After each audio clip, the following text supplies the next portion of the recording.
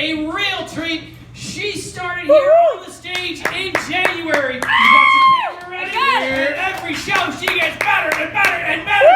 Give it up for my friend, Miss Donna.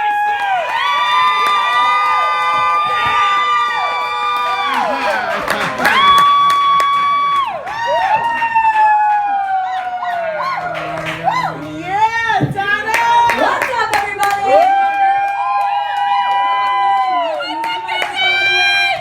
Learning all the rules. Somebody lost their sunglasses. No? These are really lost sunglasses. Yours now. Well, there's my crowd interaction. Failed. So how's everybody doing tonight? You like my outfit? So I was asking, I said, what am I going to wear? This is my third time. They're giving me more time up on stage. I'm a little nervous. Somebody said to me, wear the most expensive thing in your closet. And this is my daughter's Sweet 16 dress. I'm a single parent, and everything I buy is on the sale rack, and my kids get this. I figured I was going to save it and be Nancy Kerrigan for Halloween one year. But I don't know how to ice skate, so I figured, you know what, the hell with it.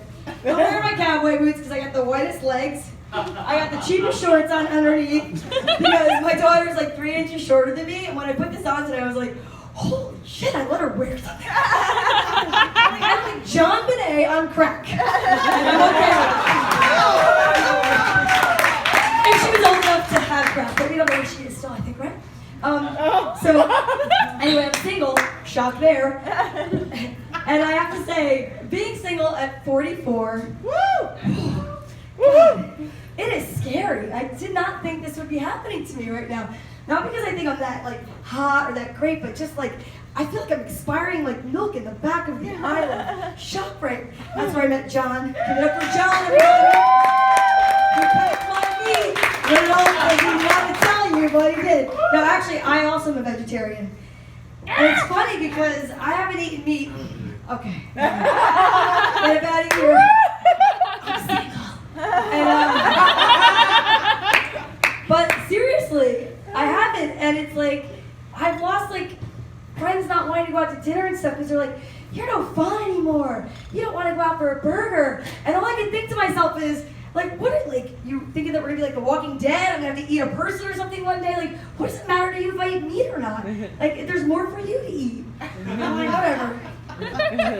But I've tried dating sites and stuff. I think it's called Bucket of Chum, Date Bait, Plenty of Fish. That was the worst experience of my life. I mean, I did get a lot of material for this stuff here, like the one-eyed blinker. Like the entire time, and he just was looking at me. He's like, "You're so much prettier than your pictures," and I'm like, "You're looking at me like an 8mm film right now." I hope it's not a snuff film because don't kill me by the end of this. But I have to say, I don't know why it matters, like religion, race, economic values, whatever is on these sites.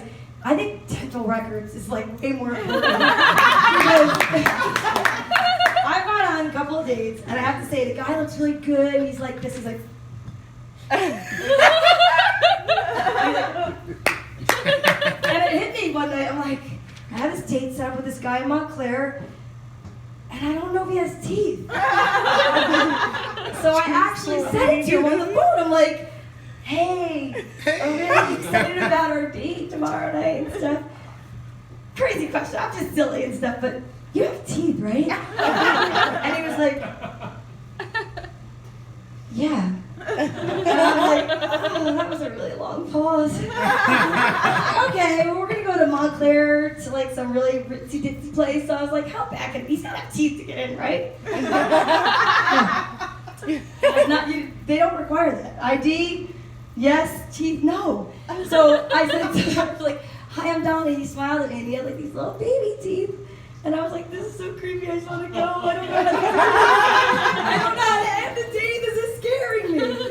So he's just trying to be polite. And this is all true stuff. I'm telling you right now. True story. True story. It's going to be in my book, Vaginal Queef. Well, it's all stories that are birthed from my experiences. So I figure, why not call it that? And ask my kids, seriously. So So the worst part was he was a real gentleman, and he like walked me to my car, and I was new at the dating thing. That was actually the first date I ever went on with this like Plenty of Fish thing.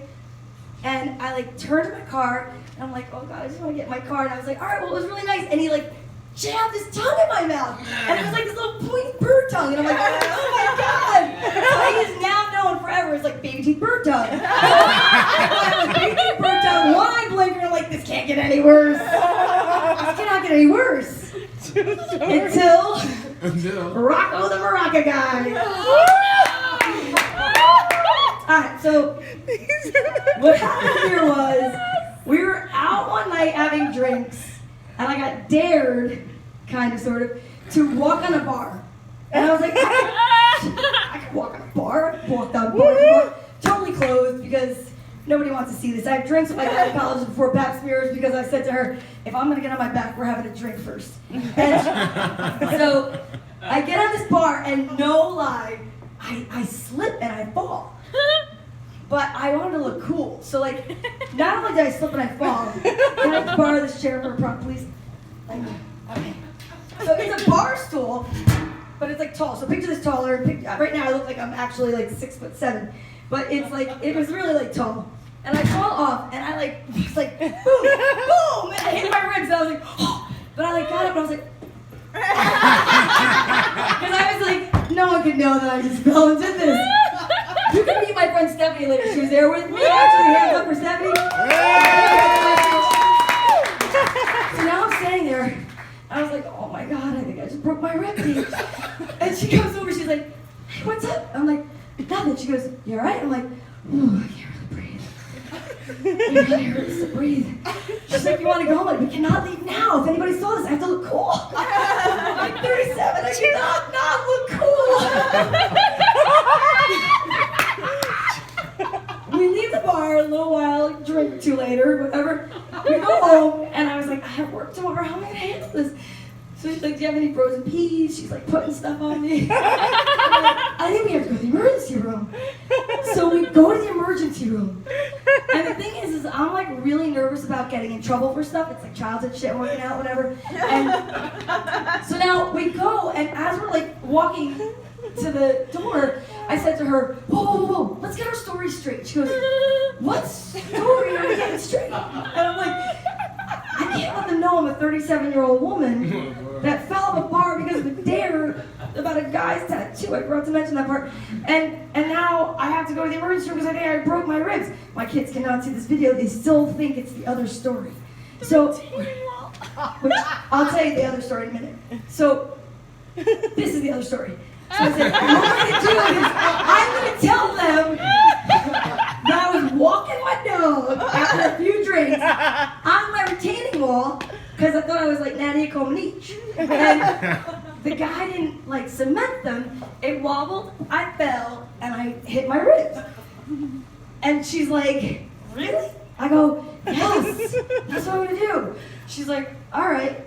So meanwhile, moral of the story is, we go inside, the bag of stuff melts, ice gets all over. I think I wet myself because it was the first time I ever had like a Percocet with alcohol in my system. And I actually said no to the one guy. I kept swiping left, swiping left, swiping left. I'm like, maybe it's meant to be. He just keeps talking to me. She's like, don't do it. So we're sitting at the bar because I had to go for the drink then after that.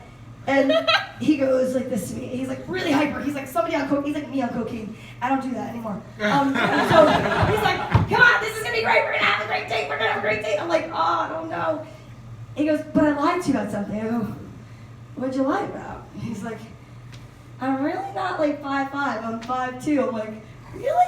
And he literally hopped off the bar stool. And he was the same height as me. And I was like, oh my God, I can't do this anymore. So, well, thank you very much for this. And maybe next time I get up here, I'll have a date. I actually was thinking about posting the actual poster for here on my Tinder account because maybe it'll draw more people and I can weed the guys out up here. Thank you so much.